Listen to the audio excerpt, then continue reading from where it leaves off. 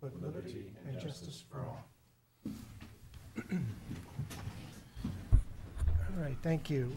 So I'm going to go ahead and just before we get started, the purpose of tonight's meeting is quite simply to have the Budget Committee actually vote on Articles 13, 14, 15. Those are the collective bargaining agreements.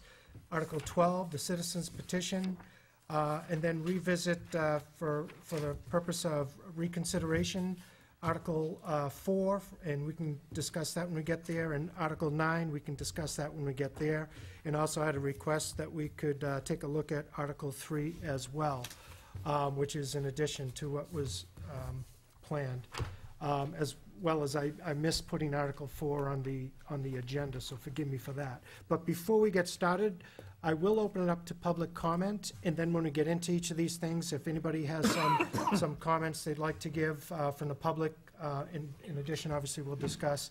I'll allow that too. Just keep in mind, we only have about, probably about 50 minutes now that we have to get through this, so we are on a fast track to follow up, and this is a follow-up meeting that was supposed to occur last Thursday evening, but due to the fact that we get out at, I think, close to 1 o'clock in the morning on Friday morning, we just simply didn't have time to have our meeting at that point.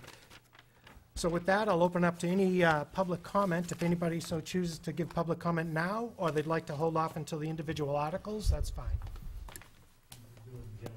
Martin Srugas, 17 Wimbledon Drive. I looked at the charter page on the Budget Committee on the website, and I kind of looked through that over. I don't know if any of you did again. And one of the things it says in there is that the charter of the Budget Committee is to that you provide the third-party taxpayer perspective. And that's really crucial, because in all the discussions I've seen, there's always two parties, the town side and then the union side. And somewhere along the way, I don't always see the taxpayer's ability to pay is focused on somewhere. You know, I am surprised that for the first time in the history of that I lived in town, that you voted no on the school budgets, on the labor contracts, to keep them down. As we all know, 80% of the cost of running the town and the school side is your labor contracts. And it would be nice to kind of keep them, you know, as low as you can go without hurting long-term prospects, so to speak. But anyway, I just hope that you keep that in mind, especially as later on we go next door and you're going to be under intense pressure to bend. The other thing that says in the charter is that the committee's goal is to ensure that the budgets of both the superintendent of schools and the town managers provide taxpayers with adequate town and school services and necessary infrastructure to operate in a financially responsible manner and to maintain a stable tax bill. And I think for the most part you have done that, and I know a lot of people are not happy with some of the rejections on the labor contract, but again, I think many of them have been kept low. And I think in these economic times, a lot of the townspeople and the taxpayers have not gotten raises in 2 or 3 years. They've all seen increases in all their other stuff. So I just hope that you keep that in mind, okay? That's it. Thank you. Any other public comment at this point? No? Great. With that, why don't I go ahead and move right into our committee new business. One of the items that we need to address is the collective bargaining agreement under Article 13. Article 13, forgive me while I get to that section, and I'll jump there and then we'll go through the collective bargaining agreements. Article 13 is to, this is for the AFSCME Local 1801. And this particular article had a $0 tax impact in year 1 of the contract, of less than a penny in year 2, and less than a penny in year 3. We discussed it at length at the last meeting. We just didn't have a chance to have time to get together to vote on this. So what I'd like to do now is take a motion And then go ahead with a motion. If there's a second, then we can get into discussion. And I will take discussion from the Budget Committee members as well as from the public. So with that, I'd like to open this up. Do I have a motion? I'll make that motion. I'll second. We have a motion and a second. Great. Discussion? Budget Committee, anybody have a discussion? John? I have a question. I guess, Dave, the difference I see in this one from the other two contracts is that these folks have opted out of or are not, wouldn't be subject to any merit raise or kick for the next couple of years? No, this unit does not have merit. They have steps. They have program steps. And under PERB rulings is that we cannot issue step awards when there's not a contract. So therefore, that's why the steps are reflected in this. And the vast majority of the employees in this unit are at maximum steps, so very few of them would receive a step increase. So there is or is not a contract in place right now? It will be expiring on June 30th, 2012. Okay. And so if we approve this, there would be steps, but most people would be maxed out? That's correct. Step would continue for those folks who are eligible. And just in full candor, so we know exactly the scope of what we're voting on, would anyone in that unit be subject to any other additional pay beyond steps? No. Okay. Okay. Any other comments, questions from the committee? I'll open it up. Anybody from the public that would like to speak to this? No? Oh, sure.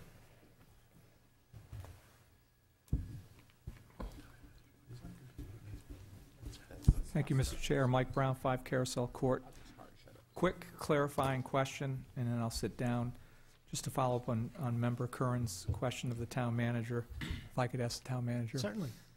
Dave, so just to be clear, there's a cost, is there a difference between a cost of living raise and a step increase? Yeah, cost of living rate, essentially you take the wage bands and you increase them by a certain percentage, and all employees will be eligible to receive that increase. Okay. Between the min and max of the band, you have certain steps. Those steps are 2.5% between steps. And so those employees who are not at max would receive a step increase on their anniversary date of employment. Okay. And so if there is an employee in this group that is eligible for a step, even though they won't get a cost of living raise, cost of living raise in year one, would get a step increase. That's correct. Okay. And was your answer that there's a couple, I mean, without getting, without you having to give us information you're not supposed to? My guess is, well, no, that's fine. My guess is probably 4 Okay. or 5 employees who are not at max out of the 21. Okay. So for the purposes of the rest of this meeting, there's a difference between a cost of living raise, a step increase, and a merit raise. That's correct. 3 different ways to increase pay, Well, base pay. just to be clear, is that That's what I'm trying to do. there's a cost of living Yep, component of each of these contracts. Yep. All of them have no cost of living in the first year. yep. The contracts either have a step or a merit. None of these contracts have a COLA step and merit. Right. Okay, But they do have 2 of the 3. that's correct. Yeah, that is missed by a lot of people, and I just want to make sure that's clear, because when people look at this, it's like, oh, cost of living, and that's the end of it. The details reveal something a little bit more. Right, well, I think that that issue has been discussed Yes. time and time again over the last several years, so. I'm sorry for those bringing it up folks that have again. taken an interest, I think everybody recognizes Yeah. that there's either a step or a merit in addition to the COLA. Okay, thank you. Thank you, Mr. Chair. You're welcome. Thank you. Any other comments, questions?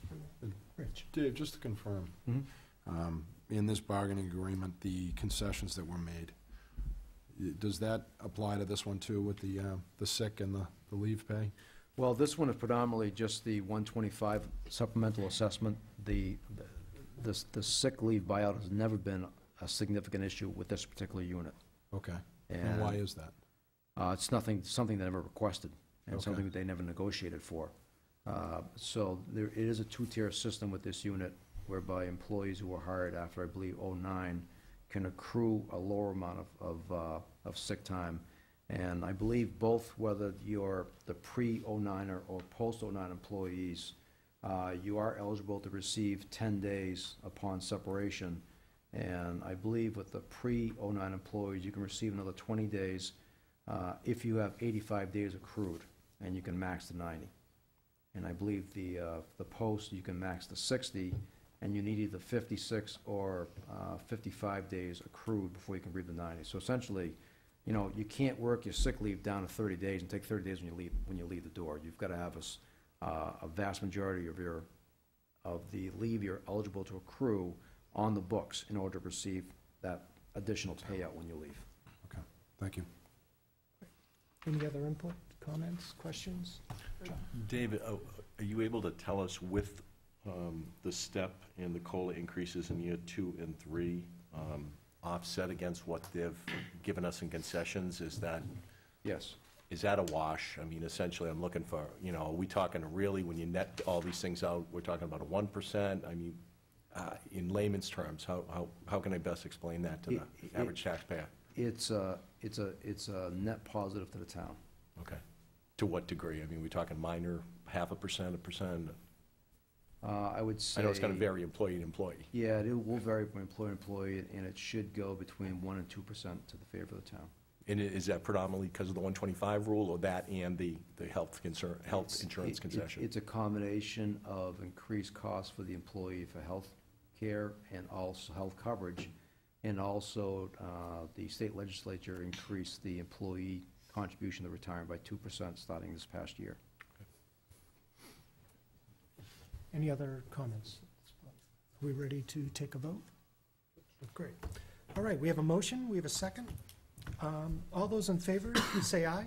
Aye. All those against, say nay. That's 6-0, 1 absent.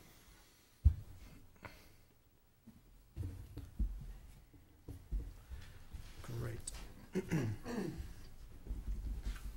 All right, moving on to Article 14, same process. I'd like to take a motion, then a second, then open it up for discussion. Do I have a motion? Motion?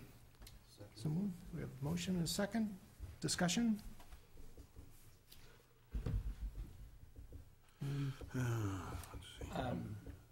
Dave, just because I know it's going to come up at town meeting, because it has for this contract before, these are basically some of the highest paid employees in town. These are the mid-level managers. Mid-level. So typically, their compensation is the level below department heads. That's correct. Okay. Not chiefs and Right. as captains. Right, and stuff. exactly. Usually second-tier supervisor and other professionals. So I guess I'll ask the same question that John asked for the first one. What is the net for this one? What did they give up? What did we get? for this Well, contract? the net as far as increases versus their additional employee costs for health and retirement is the same magnitude as what John discussed in the previous one. On these groups also agreed to lower payout provisions. The previous contract was the maximum payout for sick leave was 60 days, it's now 30. And that was probably the most significant difference. And again, this has the 125 language, so make sure there's any supplemental assessments caused by payout of sick vacation. Those are deferred until 121 days out, so the extra compensation is not calculated into retirement benefits. John? So these folks, we're talking about COLA and merit without step. These are COLA and merit, no steps, that's correct. And is there a range in the merit? There's the range is now, it ranges from 0 for the lower two categories, 1.5%, 2.5%, and 3%. And is that down, up from prior contracts? It's down about 0.5% from the previous contract. It's down, as of recently as 6/30/2010, the max is down from 5, now at 3. Next is 4 to 2.5. The middle ranking used to be at 3%, it's now 1.5%. The lower two rankings are always at 0. And there's 3 categories of merit evaluation? Well, they're 5, of which you're eligible for some sort of merit recognition for the highest 3. And what percentage of the employees in this category are receiving that? I mean, on the average, is this a situation where 100% of these people are hitting one of those 3 categories, or 50/50? Or? It's very rare that the employee doesn't hit one of the 3 categories. And so what are we talking, I mean, in terms of high-low? What's the payout on those on an annual basis? The three categories are outstanding, exceeds, and meets, and I'd say, given our veteran force, probably a majority of the employees are assigned the exceeds expectations. Okay, which translates to what, an extra $5,000 a year, or? It's 2.5%, so it would not be $5,000 a year. It's probably, at 2.5%, it's probably anywhere between 1,200 and 2,000 a year. Ask an additional question. Sure. One of the things we discussed last year on the school side was some of the mid-level managers, the principals and whatnot, gave up pay for administrative attendance at meetings and whatnot. Is that in or out of this type of contract with a manager? That is in up to a payout of 40 hours a year, and that's a new provision which was accepted with, when town meeting accepted the fact-finding report back at the 2010 town meeting. Is that automatic, or they have to attend, they pay? Oh, they have to attend it and document the attendance of meetings. So if they're here 10 hours, they get paid 10. If they're here the 40, they get the 40, and anything beyond that, they get nothing. That's right, that's correct. Okay. Right. And is it a meeting they're required to be at, they're summoned, or is it a meeting that, you know, may tangentially concern the department? How's the? They're required to be there. Okay. Right. I guess same question. Net effect, I mean, you're the number cruncher for us. When we look at this, given those variables that we've talked about, are we positive, negative, or neutral for the taxpayer? We are positive to a greater degree, given the potential liabilities to the 125 assessment with this group. Has there been any discussion on whether that's going to be revisited? Because, you know, I think you and I talked about last time we had one of these meetings that the legislature looks like they didn't perceive the ramifications. They went back and modified it, and I think your memo to us, or the budget material, said it's anyone's guess where it goes from here. Do you have any sense of where it may be going? I don't know. My sense is they will not relax the burdens upon local government. I don't think they'll increase them. I don't think they're going to relax them. Okay. So that's our best bet is that risk remains as is. Absolutely. Okay. Anybody from the public? No?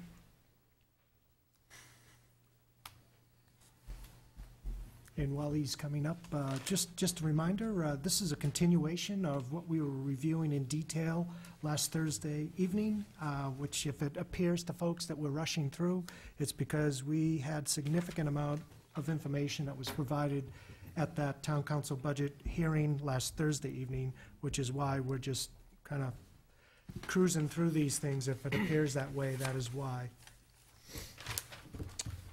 Please. Thank you, Mr. Chairman. Actually, just to follow up on John's questions relative to the kind of the cost that can be expected for a taxpayer before they vote on this or before you vote on it. And Dave, you can correct me if I'm wrong. I just want to make sure I'm reading this correctly. If somebody is not at max, they will qualify for a merit raise, which becomes part of their salary, and that raise percentage is based on their review appraisal. That's correct. I think you mentioned that because of the seniority of the staff, the majority of those folks would be in exceeds. Does that not mean that in year one, while there won't be a cost of living increase, there would be a 2.5% increase for those folks? For those folks who are not at max? Yes. That's correct. Yeah. I think that's kind of important to really understand from your perspective before you vote, my perspective before I vote, and anyone else's perspective, because you really don't see that. It's there, okay? So for the majority of the folks, they're going to be rated in exceeds. If they're not at max, they will get a 2.5% salary increase, which carries forward to the following budget, default budget, et cetera.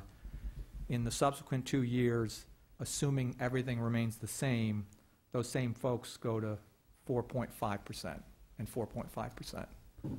Potentially, yeah. If everything remains the same, they will go to 4.5 and 4.5. You're right. Anyone who's outstanding, it's 3 this year, and then 5 and 5. It's important you understand that before you vote. Thank you. Thank you. Any other comments, questions from the committee? I guess I understand Mike's point, but comparing the first contract to this one, the first contract, they're guaranteed, just from the amount of years they've been here, to get that raise, unless they're at the top. This one, at least if they're not doing well, they get a smaller percentage or no percentage. I guess that's how I look at it. At least this is actually subjective to their performance, where the first one is if you're here, you're getting it. I understand the numbers certainly. I mean, the difference obviously too is that there's more people in the first one that are maxed out, and this one is going to cost more money. But Well, this one actually, I mean, I'll go back and recheck. We have about 3 or 4 people not at max. Everybody else is at max. Because we have a veteran workforce here. which is actually why it costs us more money on this one, because they are a max. Right. Whereas the other one. Well, that's true. And the message that I'm hearing is it's a net benefit to the town in terms of, we're better off with the contract than without, than not approving. Any other inputs, comments? I at this guess point? just the same clarification with Mike's commentary, even with compounding, when you're adding that merit that becomes part of the salary on top, we're still a net positive effect for taxpayers at the end of 3 years, That's our belief, that's correct. based on the numbers that you've run. Yeah, based on the numbers and the potential liabilities for the 125 rule. I'll just say for the record, I'm not a big fan of the 3-year contract for the reasons I've stated ad nauseum. But I mean, I want to make sure that if we're looking at a 3-year contract, that at the end of the 3 years, that the taxpayers are getting some advantage in this contract, other than staying status quo, so, thanks. Anything else on this particular article at this time? Are we ready to take a vote? We have a motion on the table. We have a second? All those in favor, say aye. Aye. Against? That's 6-0, 1 absent. Moving on to Article 15.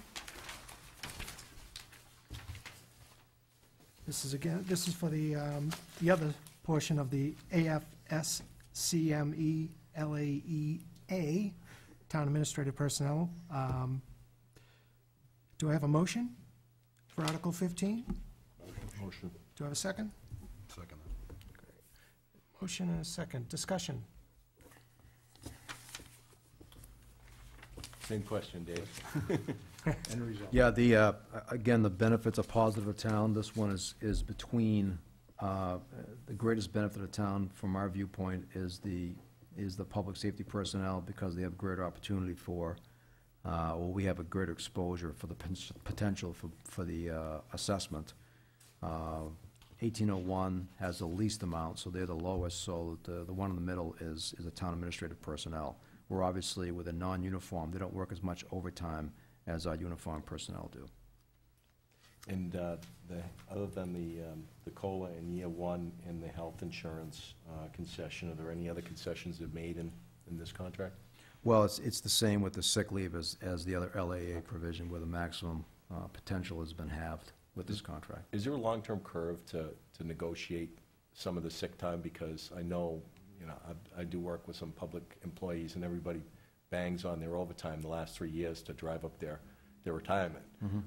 Is there a long-term trend as we revisit these contracts to kind of chip away at the effect that has in the long term? Well, regarding sick leave, that's been a long-term strategy, and I think if you Yeah, look sick at the days, contracts, that they're working that way. Regarding working overtime, those are really a function of seniority and the provisions of the contract. So, obviously, we revisit those every time we And look I at the misspoke, contract, so. I was thinking of sick time, but I Right. mean, Yeah, we've been on a curve heading down to nip away at those for the last 2 or 3 contracts. and net effect, can you quantify it all for us? I mean, is this, the early one you're talking about, half a percent? I mean, we're talking about, can we put a number or percentage on what benefit we're seeing financially if we approve this? Well, one we can quantify is, I think we're seeing a net reduction of about 1.5%. But something I can't quantify, which is a significant concern to us, is the 125 implications. Just so you know, is that this LEA contract, as well as the previous one, are subject to the spiking because, they were approved in 2010, the legislation in 2011 finalized their spiking penalty, made it retroactive for a year. So when we were negotiating these contracts originally, at that point, there was a law in place saying that they're going to defer the assessments to 2011. Well, 2011 came up, and they made it retroactive. So, the employees in this unit, their final compensation would be subject to the spiking provisions unless we approve these contracts. This is that $450,000 to one employee fallout that you talked about the other The night. extreme example, that's correct. Right. Yep. Any other questions, comments from the committee? Can I just, I'm sorry, just Please. ask one more question. I just want to, one of the things that always is difficult when you assess these contracts are all the things that are included. You were talking about, we cover dental, they contribute 80%, 20%, we 80% on health. That's correct. We cover short and long-term Life insurance policy. life insurance policy. Are there any other benefits that we have that come into play on these negotiations? Just the statutory benefits, which we'd Right. have to provide anyway. And obviously, yeah, vacation, sick days. Right. Okay. Thanks. Anything else? We have a motion, we have a second. Any other comments from the public? Please.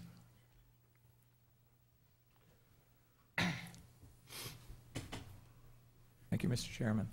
And Similar for the comment. record, excuse me, just go ahead and give your name for the I'm record. sorry. Mike No, that's Brown, okay. 5 Carousel Court. You keep reminding me, that's no problem. No problem. Similar comments to the last one, and obviously, the committee is well aware of the meets exceeds outstanding and the fact that there'll be 2 components to an increase. So if I could ask the Please. town manager, Dave, do you have, in the last one, you said the majority of the folks who were senior, so therefore, all but 4 were at max. And what I didn't bring to light was when that happens, it appears that merit raise turns into a merit lump sum. Is that true? Is that correct? That's correct. They're Yeah. eligible for a lump sum, which does not go into base. Right, I just wanted to make sure that was established as well. So in that last contract, the majority of the folks are at max, and if their appraisal meets and above, it would be a lump sum payment. That's correct. Okay. In this unit, can you share similar data? Yeah, of the 12 people, we have 3 currently not at max. Not at max. That's So correct. again, pretty much a senior Mhm. group. There's 11 in Correct. here, I guess. Yeah. Right. Okay. The only other thing, and it's more along the lines of a statement relative to policy, which you don't set and I don't set, but the council sets in conjunction with the town manager for negotiating, is I would prefer future councils to kind of move towards a single way of compensating folks on an annual basis, whether it be merit or cost of living. I'd like to see us get out of the business of kind of having a couple factors, even though I think it was mentioned that this was done because the private sector traditionally was doing that, a merit increase and then maybe an annual bonus. I think that has changed in the private sector dramatically, and I think we should kind of step out of this now and go towards more of a single merit-based system, if at all possible. I know that's a negotiating policy, but I wanted to throw that out there in case the future budget committee decides to get involved in giving policy direction for future contracts. Thanks. Thank you. Any other comments at this point? Seeing none, we had a motion, we have a second. I'll go ahead and take a vote if we're ready. All those in favor of Article 15, please indicate by saying aye. Aye. 14. No, this is 15. Am I looking at an old one? 15. You must be.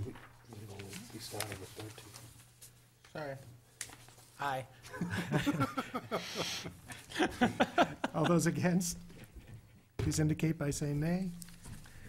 You know, if the town manager would stop reordering the warrant, this wouldn't be a problem.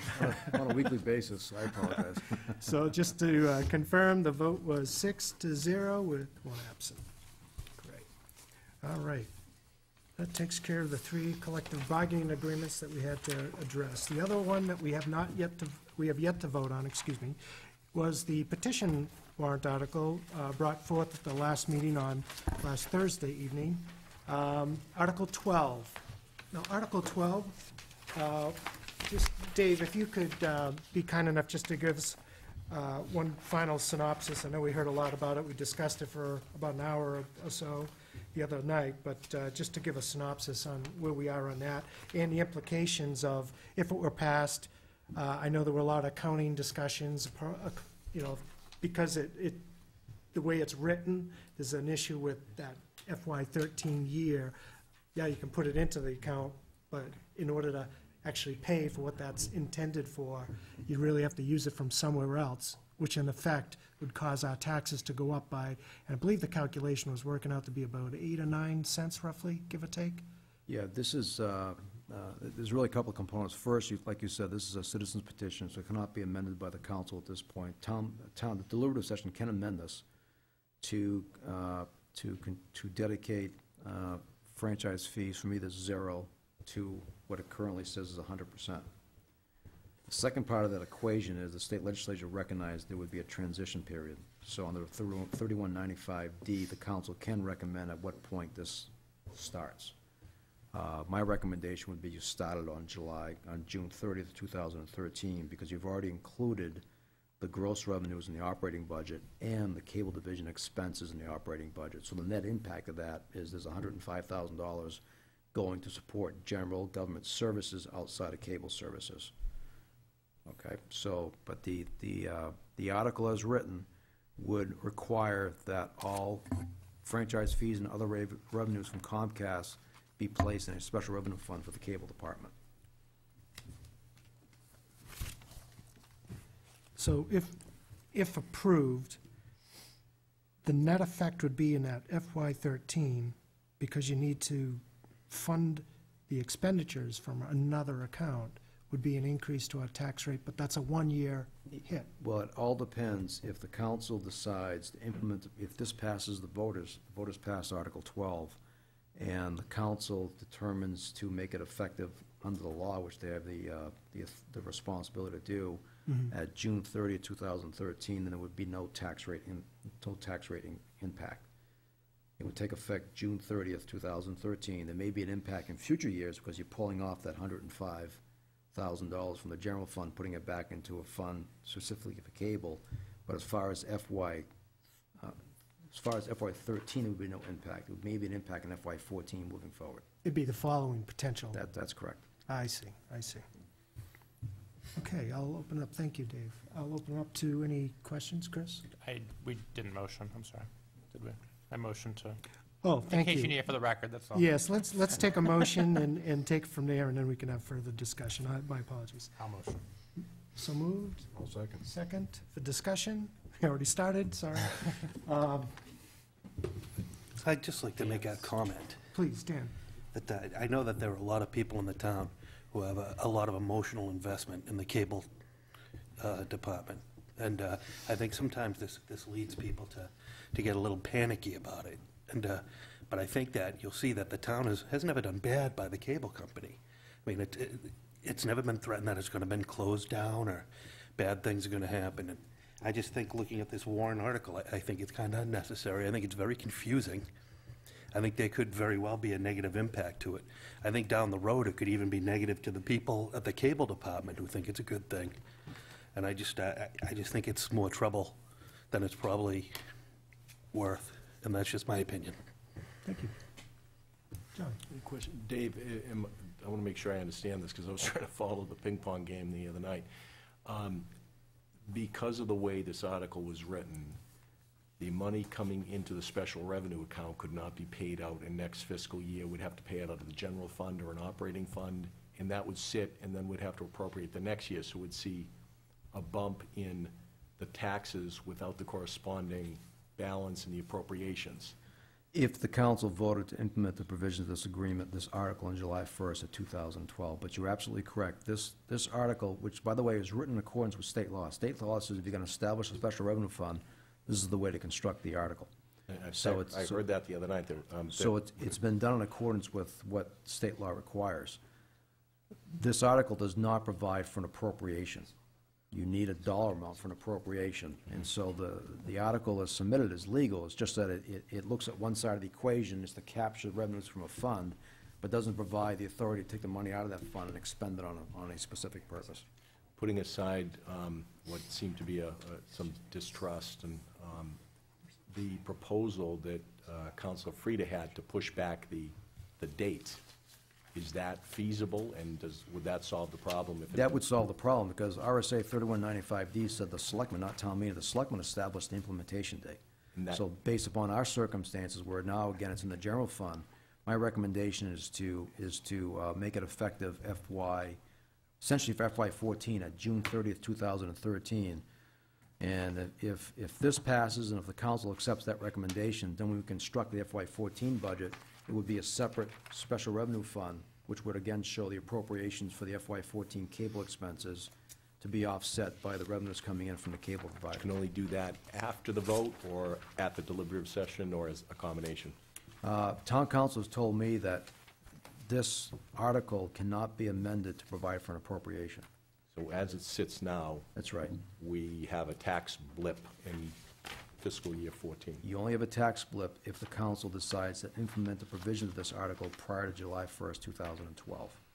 And if this fails, the town council can they amend it and create the fund, or we just fund out of general operating, or it goes on as usual? It would be funded, it goes on as currently structured, whereby the revenues for the cable fund would come into the general fund revenues, and the expenses of the cable division is paid out of the general fund. And so the whole purpose of this warrant article is just to give cable folks first access at a portion of those incoming funds. That's correct. I'm good. Tom, anything? Rich? Chris? Dan? Anybody from the public? Please.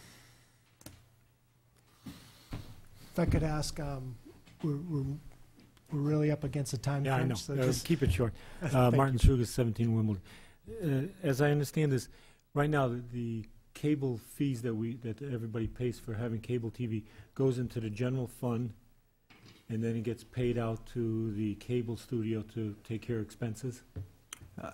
Essentially, since we've learned that the special revenue fund was never legally adopted by the voters, it comes into the general fund, the expenses are paid out of the general fund. Okay. My only question is, if this fee goes directly into the cable fund, is the question I asked last time, and once it goes into that fund, you can only use it for the cable, correct? That's correct.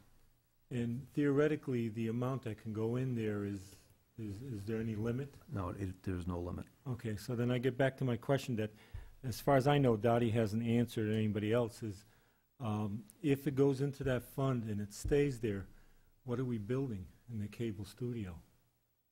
We have $1 million cable station. Well, that's what I'm, I don't know, to me, that's a huge mission creep in the cable studio from, providing civic information, stuff like that. And, what are they going to do with it afterwards? To me,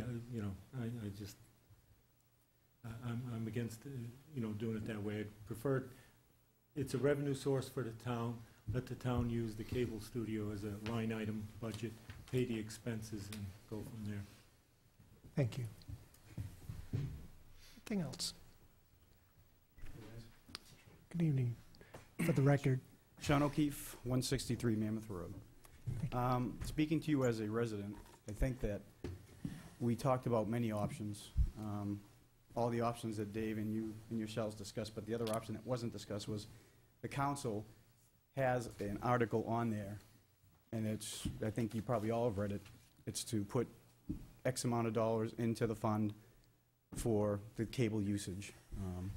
I think to what Marty had just mentioned, if you leave it in a closed account like that, bad things can happen. To me, it was a power grab, and it shouldn't be meant to do that. It is a fee. No matter how many times you argue till you're blue in the face, it is a fee. Okay? There is no scare tactic going on from anyone on the council or anybody else that says that we're going to close the cable studio. That never entered the minds of any of the councilors or the town manager. So I think it's simple. The warrant article that the residents presented is flawed. and it doesn't release any funds, and then we have to basically go through a convoluted way of doing it that could have things missed, and we may end up with a bump in taxes. And I don't think any of us want to see that. So my recommendation would be to not support that article and to support the town council's article. Thank you. Thank you. Anything else? Mike Brown, 5 Carousel Court. I'll be very quick. I agree with the last statements, as well as the town manager's recommendation that was made to the council back in December on the 21st. The cable division, the keyword is division, is just that. It's a division of the town of Londonderry. It's not a separate and distinct entity out on its own, okay? It's part of the town operating budget. It's really as clear can be. And the only revenues that are legally restricted for cable use only is a $28,000 grant from the provider Comcast. Everything else is part of the town's budget, okay? It's a policy decision to be made by the policymakers who've been elected to the council in conjunction with the town manager. And they've recommended to leave it exactly that way and to dedicate some funds through a capital reserve for future equipment replacement. What happens to the actual operations of the cable department is a policy function of our elected leaders and should remain so. And I would strongly recommend that you vote to not support this as the council has voted. Thank you. Thank you. Just a quick question. Dave, in regards to the 28,000 that Mike was just talking about set aside, if both of these articles fail, what happens with that 28,000? How is that set aside? The 28,000 is currently a general fund revenue, Okay. but there's a corresponding line item in the cable division budget for $28,000. So Okay. it's sort of like a highway trust fund. We received $600,000, now $500,000 from the state for highways. We've got to spend that on roads, and since your public works budget is $3.2 million, it's greater than the highway budget. It's flows considered to easy. be spent for that purpose. Okay. Anything else at this point? We have a motion, we have a second. You ready? I'll go ahead and take a vote. Article 12? 12. Article 112. This is on Article 12, just to be clear. That's 12, Chris. Thanks, Todd. Sorry, couldn't resist.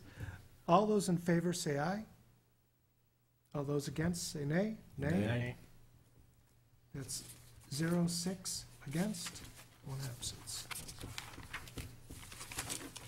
Thank you. With that, I'm going to go ahead and bring up Article 9.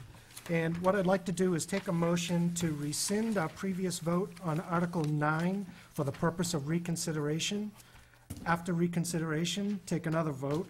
And this is due, in fact, to A, number 1, the article had been amended by the council from $403,550 to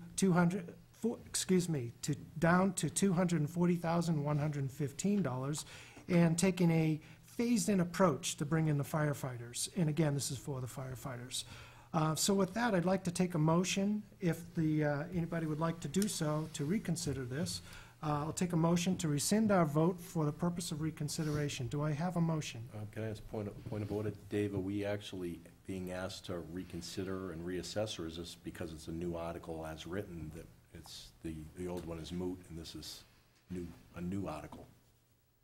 It's the same substance with a different No. amount, so I'd suggest that you rescind your previous one just to make the record clear, All right. and then proceed from there. And just so if we vote to rescind, that doesn't correspond to voting for it. It's just That's correct. voting to It's a two-step process. discuss the new number. Need to That's re-vote correct. on Voting it. to vote And then again. we'll re-vote Voting to on vote the new. again. That's the whole purpose. That's the purpose of reconsideration. Okay, do I have a motion to rescind as we just discussed? I motion to rescind the prior vote and discuss and revote. Have a I second? think you just move, right? Be moved. Okay, I'll second. Great. Okay, all those in favor say aye. Aye. Aye. All those against, say aye. Say nay. Here you go again. Okay, I know, No, really. we only voted to rescind, right? Correct. Sure. We only voted Discuss to it. rescind. So now let's discuss. So do we have any questions for the town manager or anybody? Do you have any discussion points? It was a late night Thursday into Friday morning. Dave, can you give us an overview? I mean, we talked about a reduction in numbers. Are we talking change in that overtime discussion, a change in the staffing levels and the implementation date, if you can? Yeah, the only change is the council advocates implementing the 4 additional firefighters on January 1st, which is halfway through the fiscal year. So the net effect is to cut in half the second line in that warrant article regarding the cost to hire the 4 firefighters. And so what happens is you'd see a step up between FY13 of half the expense for that line item, and FY14, if successful in 13, that the full cost be included in the operating budget proposed for FY14. So we're talking like basically just lopping off half year of salary and benefits for 4 new firefighters. That would be correct. Nothing stops them from, if this doesn't pass, from looking at this again next year. That's correct. Comments, Rich? Questions? Dave, there's been no change to the overtime expenditure to bring it up to 10 personnel per shift if we push it out to January? It's been the original number proposed throughout the process. Okay.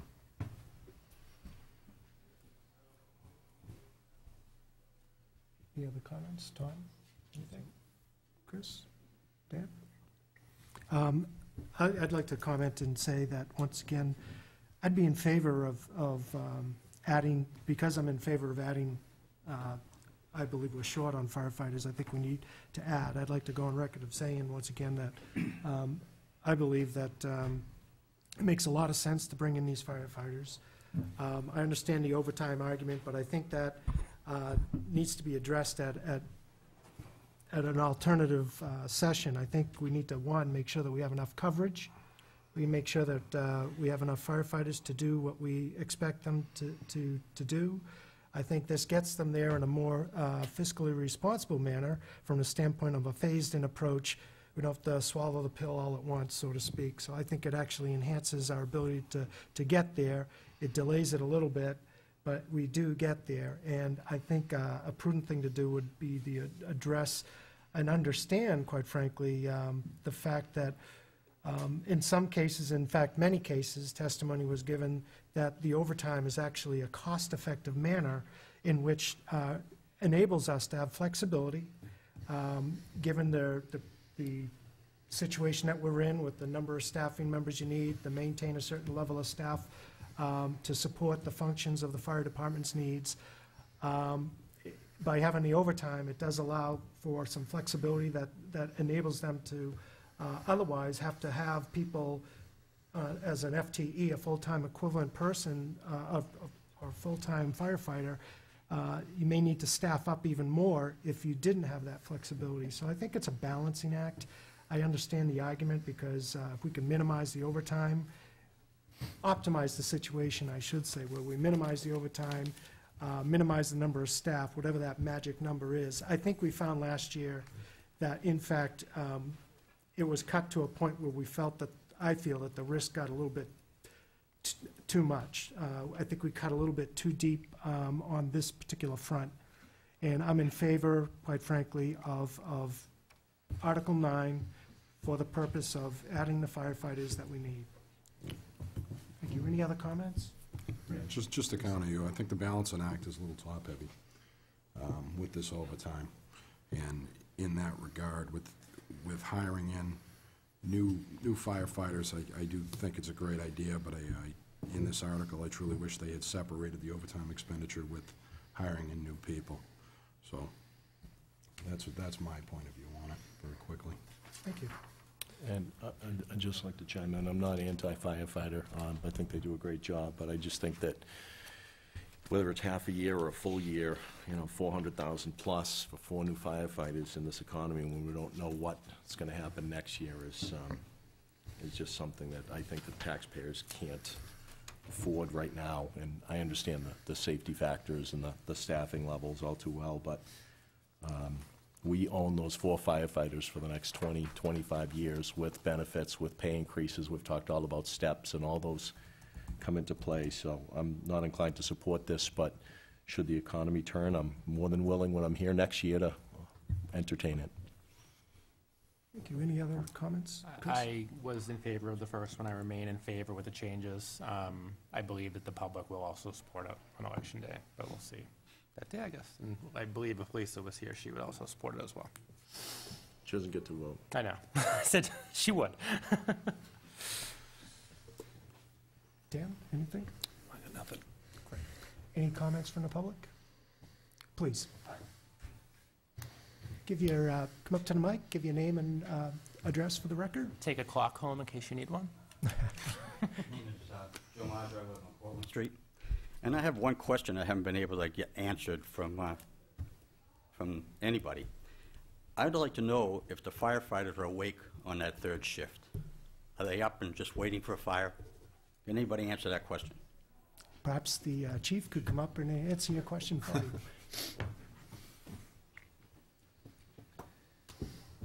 you. The current shifts the firefighters work are 24 on, 24 off schedule. And they do, at times, have to rest during that period. They're not up 100, although some nights they're up for the full 24 and some nights they're not. Did Okay, that answer your question? I guess my question, yeah. I guess my question is, I would imagine that the most dangerous time is after hours when people are asleep. That's my guess, just looking at fires. I don't understand. My question just didn't get answered, really. Are they awake late at night? I guess that's my question. They have they can go after 9 p.m. They can go to rest, whether they're awake or asleep. Some of them are awake till 2 and 3 in the morning. I can vouch for that. But some of them do have a rest period during that nighttime period. Well, here's my next question then. If it's required to have X number of firemen, and I think I read in the paper today if that's accurate, that they should be able to respond within 480 seconds. Does that sound right? 8 minutes? What's the standard? The general time is between 6 and 8 minutes. That's Okay. So if you have, let's say, half the firefighters sleeping, how many stations we have? 3? 3. 3. If you have half of them sleeping and we have a fire, are they going to be able to respond in 6 to 8 minutes? Next question. I'm not against having firefighters either, but I'm also in favor of efficiency. I have a real problem with that. There are many, I'll use the military for an example because I have a lot of experience in that area. You don't sleep during your watch. You're on watch for a reason. None of it's to nap. And that's really all I have to say about it. That's why I would be against this article.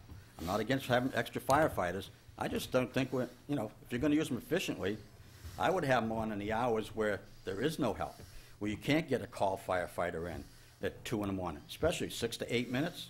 How can you possibly respond? You can't put your pants on in the morning in 6 and 8 minutes, let alone get dressed, jump down a pole, get in the truck, start it up, and then... They can. I have is that right? There is no pole in the fire department. Okay, that's fine, but you're not telling me It in is 6 established minutes that they're going to get all their gear on if they're asleep.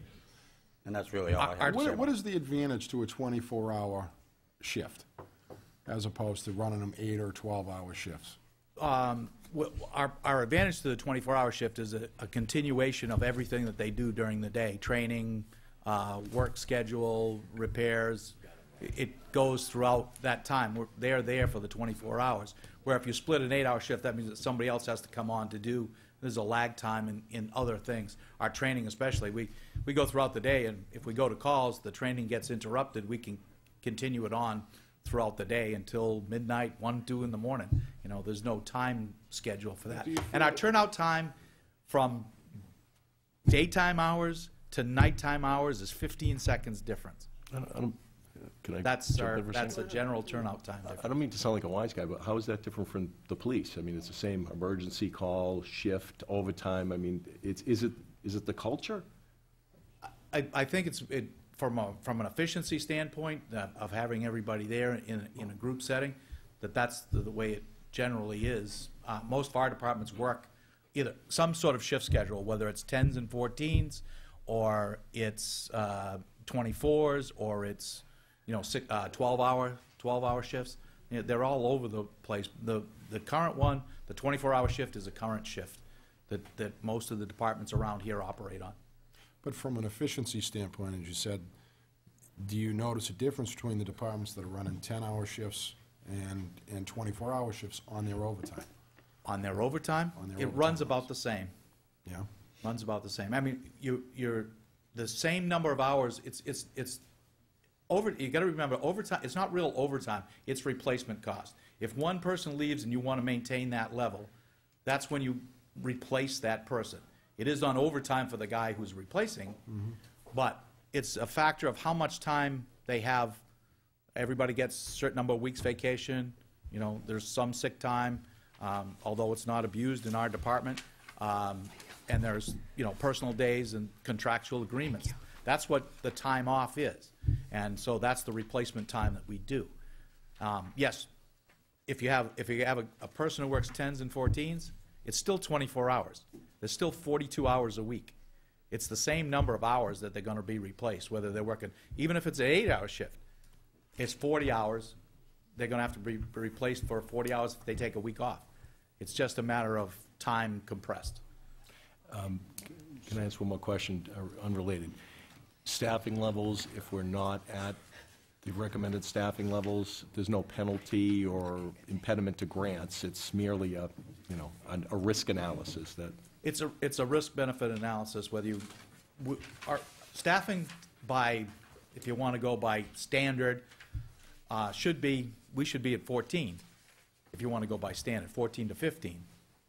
If you talk about 6 to 8 minutes and having 15 people on scene to do all the jobs that we do, you need those people for that particular time.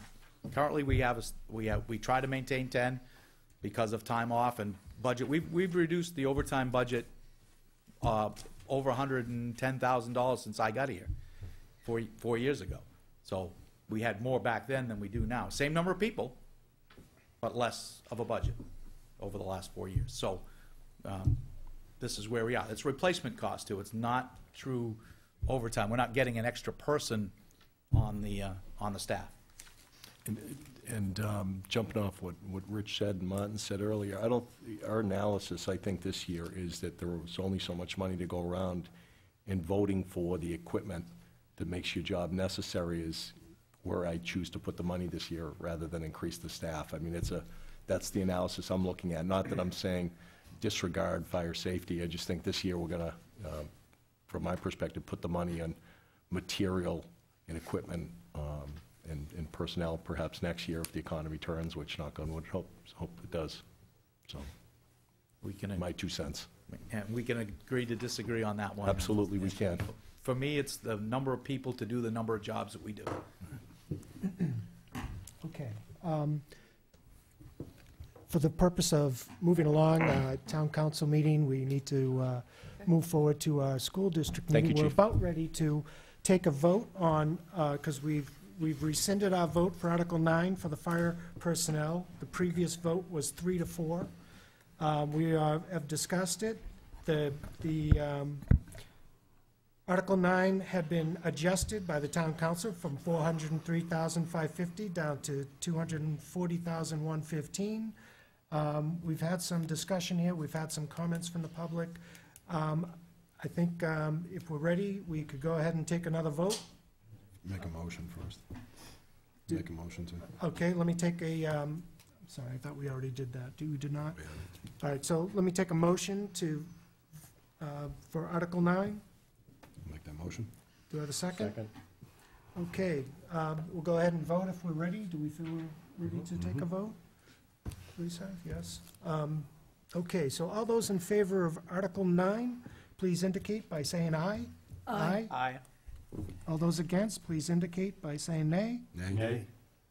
And the ayes, raise your hands. Is that, Same to 4. Okay, so same vote, 3-4 against, okay. All right, so we have to very quickly address Article 4. Article 4 was the budget. We originally did not support the town council budget. We supported, in effect, the default budget. Since then, the town council adjusted their budget, which in essence reflects the default budget exactly in terms of dollar amount. So with that, I'd like to actually take a motion to rescind our previous vote and re-vote if we so choose, or we can keep it as our vote as it stands. The logic being is, how is it going to look to the voters if you have a proposed budget by the town council and a default budget. There is Both no are the same choice. numbers, but we disagreed with the, Choice, There is No choice. but you're gonna have two numbers on the ballot, one of which that, but there's really, it's. I understand. But for the purpose of what makes the most sense to the voter, a voter from a voter, and I haven't been following this, it's gonna be very confusing for the voters as to, you know, why did we disagree here when it's the same number? So, Just a does it make sense to do that to the committee members, or? do we- Procedural question. Dave, is that how it's going to read? It's going to have, here's the proposal and here's the default? That's correct. That's statutory language. And as a matter of procedure, we can't vote yes on both. We didn't before. We're only one or the voting other. on this budget. The town council budget, which would lead anybody to believe that we voted yes. Right, for the- right. Well, voting for one opts for the other. In this case, we have the same number. We But do I not. think procedurally, you got to vote. I think, Until you hit the deliberative session. I think the Budget Committee frankly owes the community a vote on this. You and I are understanding all that we've gone through to get to this point, but I think what the voter's going to want to know when they come in that door and they pick up the warrant is what is the Budget Committee's view on the proposal? And I think we can give them that. The only That's- caveat, And that's, I'm talking about clarity. It's going to say, do you choose 26 or 26? And is procedurally, we have to say yay to one and nay to the other. Really, right? I mean, it's I would be perfectly it's a fine distinction with without a leaving on difference. I is would gonna- too. But I think that And we you could be only either voting way, on, up or down. yeah, I think we're voting on this number, and then the default number is there, but we didn't actually vote Well, the default number. We so. voted against the number that was proposed prior. Exactly. Now, the only thing to think about is that if we vote in favor of the town council budget, and that town council budget is amended at the deliberative session, that's where it could get interesting, right? Well, then we Whereas would have to we're revote. voting for, not against that number, but I'm in, personally, I'm in favor, because of the same number, I'm in favor, for clarity, to take a revote on that. I am- At Dumb deliberative session, they can still amend the They could default have a budget. different vote vote on the yes. ballot. And if they default change is- it at the default session, and we say we approve of the council's budget, No. does that mean we would be approving of the extra one that people added to? Well, actually, what we're approving is what's presented.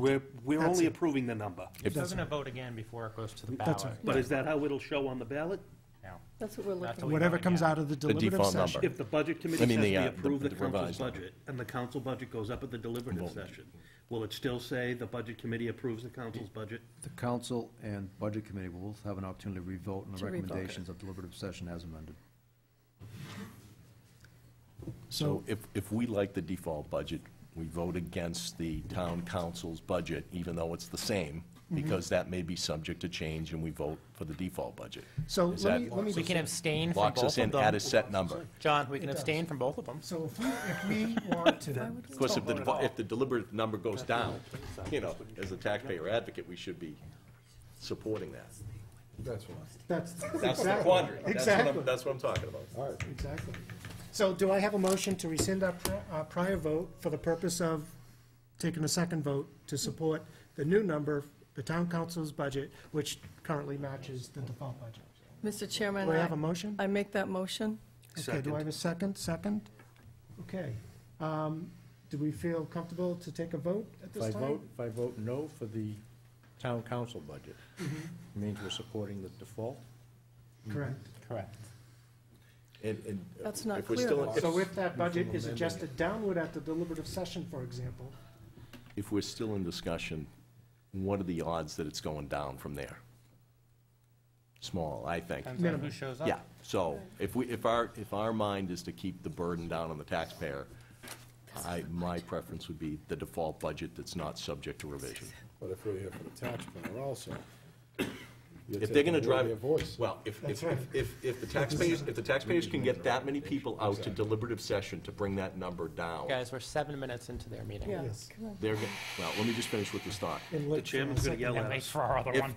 If the taxpayers get enough people out to drive that below default, they're certainly gonna get enough to go out and vote it in the ballot box, and I say amen. So And then I we, think to give some consistency and a number without a moving target, the default budget is the way to go. That's the way I view it. I agree. It's a mess, in a way it's kind of configured, but we've been hoisted on our own petards. Mr. O'Keefe, I want to try and help with the clarity. thank you. By not supporting the council's recommended default budget, you're creating a lot of unnecessary confusion. You will, if people do come to the deliberative session and they decide they want to decrease it or increase it, you will be able to vote that. You will still be able to vote that.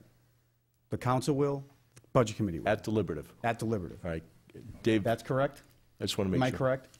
I'm sorry, I was, If it goes to the deliberative session and it increases or decreases, the council and the budget committee will both be able to recommend or decline. revote. Okay. That's correct. You will be able to Okay. allow it to be All right. revoked. Thank you. So, for clarity's sake, I am just asking you guys, just to try to be clear, the default budget, if that's what your intent is, you should support it, not because the council was supporting it or gave that to you.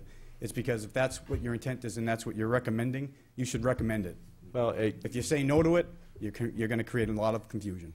with that clarification, I mean, I think you're right, based on what Dave just said, if we can revote it, because if we do vote the default budget, we're locked into that. If we do get to deliberative session and it goes up by $1 or down by $10, we have three options.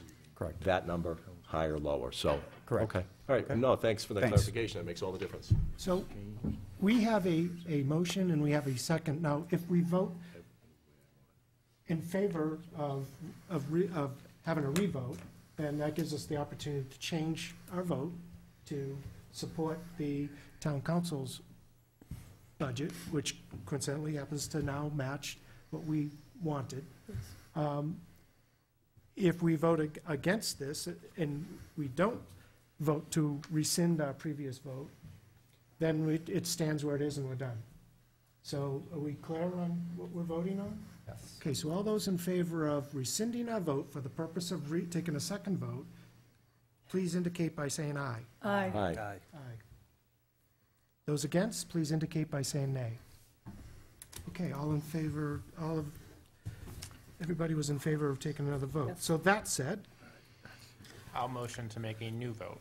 take a motion for Article 4 to support Article 4. I'll take a motion. Do I have a second to support Article 4? You do have a second. Okay, Dan. any discussion? No? Are we ready to take a vote? Okay, all those in favor of Article 4, please indicate by saying aye. Aye. Aye. Please, those against, please indicate by saying nay. That's 7-0. Great. And with that, I'll take a motion to adjourn this meeting and... Motion to adjourn. Motion to move along. Second? All those in favor say aye. Aye. All right, thank you.